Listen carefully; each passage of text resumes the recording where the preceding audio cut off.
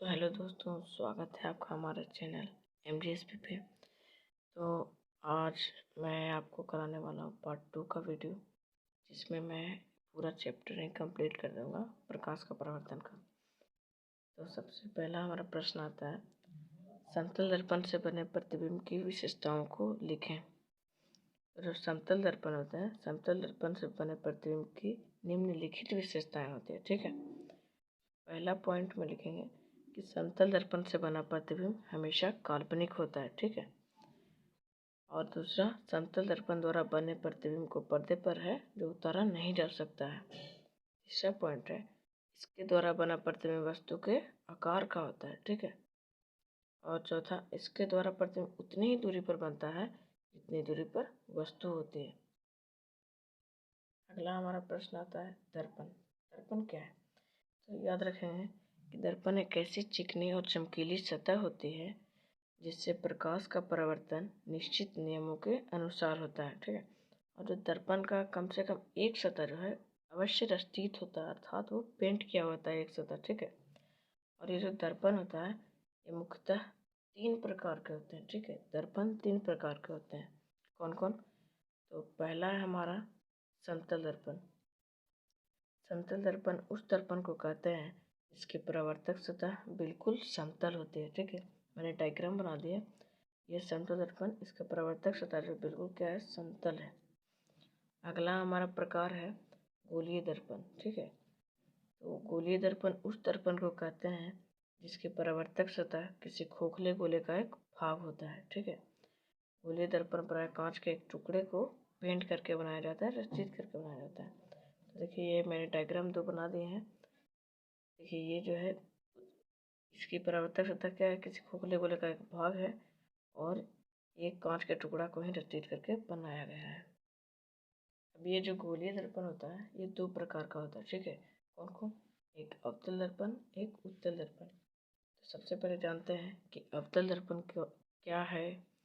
तो अवतल दर्पण उस दर्पण को कहते हैं जिसका बाहरी सतह स्थित हो और प्रकाश का परावर्तन भीतरी सतह से होता है। ठीक है, अगला देखते हैं। यहाँ डायग्राम मैंने बना दिया है जिसका बाहरी सतह क्या है, पेंट किया हुआ है, और प्रकाश का परावर्तन भीतरी सतह से होता है।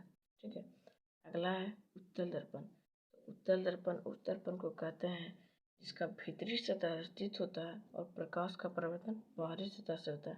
बिल्कुल थोड़ा सा उल्टा है, अवतल दर्पण में बाहरी सतह स्थित तो इसका भीतरी सतह स्थित, इसके प्रकाश का परावर्तन भीतरी से तो इसका प्रकाश का परावर्तन बाहरी सतह से होता है। अगला है हमारा गोलीय दर्पण। तीसरा प्रकार परवलयिक दर्पण। तो वैसा दर्पण जो पूर्णतः गोल नहीं होता है उसी को क्या कहते हैं, परवलयिक दर्पण कहते हैं।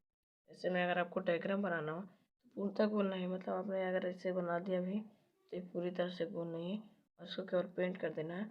ये क्या हो गया, हमारा परवलयिक दर्पण। अब हम लोग बात करेंगे सबसे इम्पोर्टेंट पार्ट की इस चैप्टर का, गोलीय दर्पण से संबंधित पद। तो कौन कौन से पद? सबसे पहला आता है वक्रता केंद्र। ठीक है, सेंटर ऑफ कर्वेचर। तो गोलीय दर्पण जिस खोखले गोले का एक भाग होता है उसके केंद्र को वक्रता केंद्र कहते हैं, और इसे C द्वारा सूचित किया जाता है। ठीक है, यह गोलीय दर्पण दोनों, और इस जिस खोखले गोले का भाग है ना उसके केंद्र को ही ये वक्रता केंद्र कहते हैं। अगला आता है हमारा ध्रुव। ध्रुव क्या है? तो गोलीय दर्पण के परावर्तक सतह के मध्य बिंदु को ध्रुव कहते हैं। ठीक है, गोलीय दर्पण के परावर्तक सतह के मध्य बिंदु को ध्रुव कहते हैं, इसे P द्वारा सूचित किया जाता है। आगे देख, वक्रता त्रिज्या क्या होता है? ठीक है, इसको रेडियस ऑफ कर्वेचर कहते हैं। तो गोलीय दर्पण के ध्रुव तथा वक्रता केंद्र के बीच की दूरी को वक्रता त्रिज्या कहते हैं। जैसा कि आप लोग डायग्राम में देख सकते हैं, ये गोलीय दर्पण का ध्रुव और ये वक्रता केंद्र, इन दोनों के बीच की दूरी को वक्रता त्रिज्या कहते हैं, जिसे R द्वारा सूचित किया जाता है। आगे बढ़ते हैं, मुख्य अक्ष या प्रधान अक्ष, इसको प्रिंसिपल एक्सिस बोलते हैं। तो गोलीय दर्पण के ध्रुव तथा वक्रता केंद्र को मिलाने वाली रेखा को मुख्य अक्ष या प्रधान अक्ष कहते हैं। ठीक है, ये देखिए, ये गोलीय दर्पण का ध्रुव और ये वक्रता केंद्र, तो इन दोनों को मिलाने वाली रेखा ये जो है यही है मुख्य अक्ष। आगे देखते हैं, दर्पण का द्वारक, इसको अपेक्चर ऑफ मिरर कहते हैं। वो क्या? तो दर्पण की चौड़ाई को ही दर्पण का द्वारक कहते हैं। ठीक है, जैसे कि डायग्राम में देख सकते हैं, ये और ये जो है दर्पण की चौड़ाई है, इसी को दर्पण का द्वारा कहते हैं। देखिए ये हमारा प्रश्न है, सबसे वीवीआई क्वेश्चन है, अवतल दर्पण एवं उत्तल दर्पण में अंतर स्पष्ट करें। ठीक है, तो अवतल दर्पण तथा उत्तल दर्पण में निम्नलिखित अंतर है, ये लिखना है आपको। उसके बाद दो भाग में क्या कर देना है, बांट देना है, एक तरफ अवतल दर्पण, दूसरी तरफ उत्तल दर्पण। तो अवतल दर्पण जैसे कि मैंने डेफिनेशन बताया था, इसका बाहरी सतह स्थित होता है तथा प्रकाश का परावर्तन भीतरी सतह से होता है, और उत्तल दर्पण में इसका भीतरी सतह स्थित होता है तथा प्रकाश का परावर्तन बाहरी सतह से होता है। डेफिनेशन में मैंने बताया था, ये दोनों एक दूसरे का उल्टा होता है, और ये इसे जो है अभिसारी दर्पण कहा जाता है और इसे अपसारी दर्पण कहा जाता है। ठीक है, और इसका अवतल दर्पण का मुख्य फोकस वास्तविक होता है और उत्तल दर्पण का मुख्य फोकस काल्पनिक होता है। ठीक है, और अवतल दर्पण वास्तविक और काल्पनिक दोनों प्रतिबिंब बनाता है। ठीक है, और उत्तल दर्पण सिर्फ काल्पनिक प्रतिबिंब बनाता है, और अवतल दर्पण से वस्तु से छोटा, बड़ा तथा बराबर आकार का प्रतिबिंब बनता है, और उत्तल दर्पण से सिर्फ वस्तु से छोटा प्रतिबिंब बनता है। इसे आप लोग चाहे तो नोट कर लें, क्योंकि ये बहुत वीवीआई क्वेश्चन है।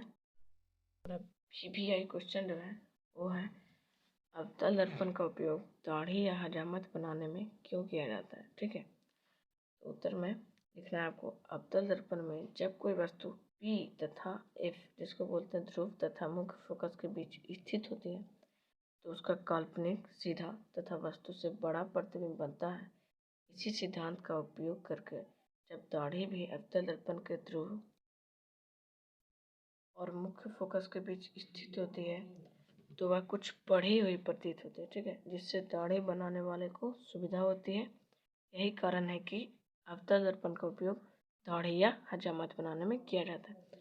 ये डायग्राम आप लोग बना लेंगे, क्योंकि एग्जाम में डायग्राम मेन होता है, जिससे एग्जामिनर आपको अच्छे से अच्छा अंक देगा। अगला प्रश्न है हमारा, अवतल दर्पण को अभिसारी दर्पण क्यों कहा जाता है। ठीक है, तो अवतल दर्पण के मुख्य अक्ष के समांतर आपतित सभी किरणें दर्पण से परावर्तन के बाद मुख्य फोकस पर एकत्र हो जाती है। ठीक है, यही कारण है कि अवतल दर्पण को अभिसारी दर्पण कहा जाता है। चित्र में आप लोग समझ सकते हैं, बोला क्या, अवतल दर्पण के मुख्य अक्ष के समांतर, ये मुख्य अक्ष के समांतर आपतित सभी किरणें दर्पण से परावर्तन के बाद मुख्य फोकस पर एकत्र हो जाती है। यही कारण है कि अवतल दर्पण क्या कहा जाता है, अभिसारी दर्पण कहा जाता है।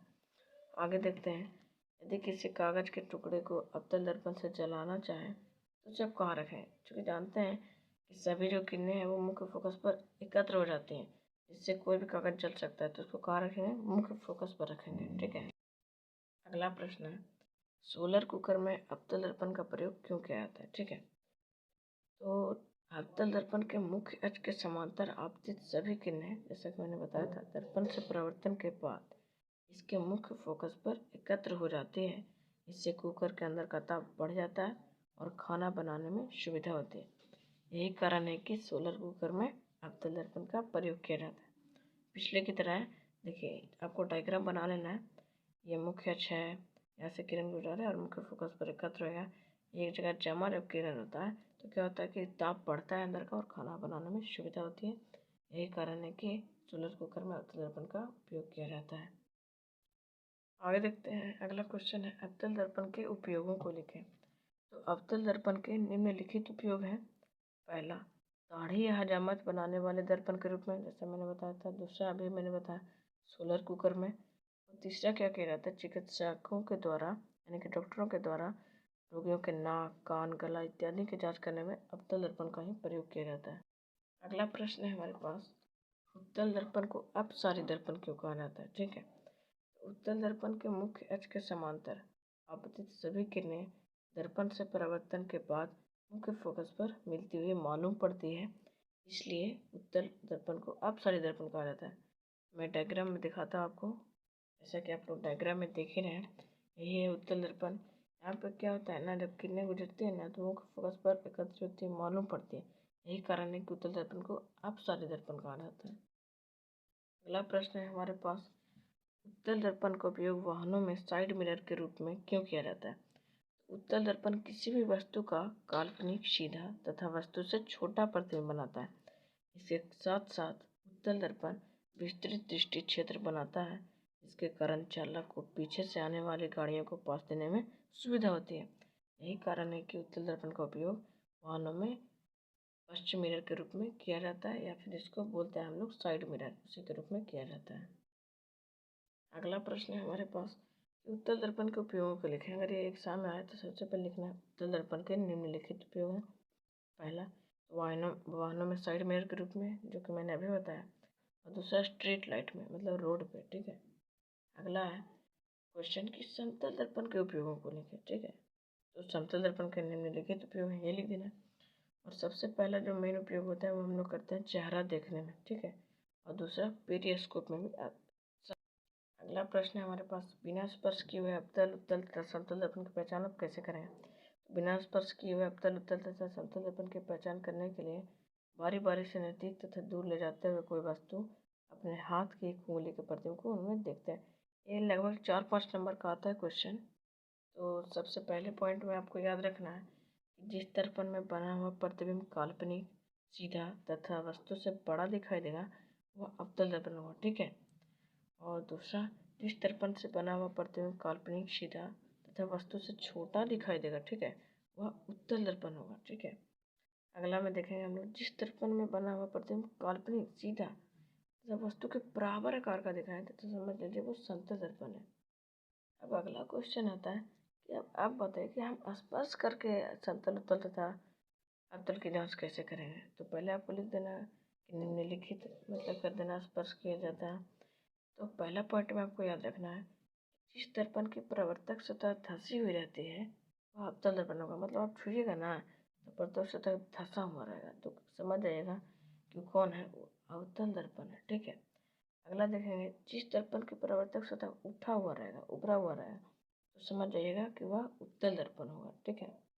अगला आपको याद रखना है कि जिस दर्पण की परावर्तक सतह समतल होती है वह समतल दर्पण होगा। ठीक है। मतलब कि जब आप छुइएगा ना, डायग्राम बना दिया, एकदम समतल रहेगा, आईना ही समझिए।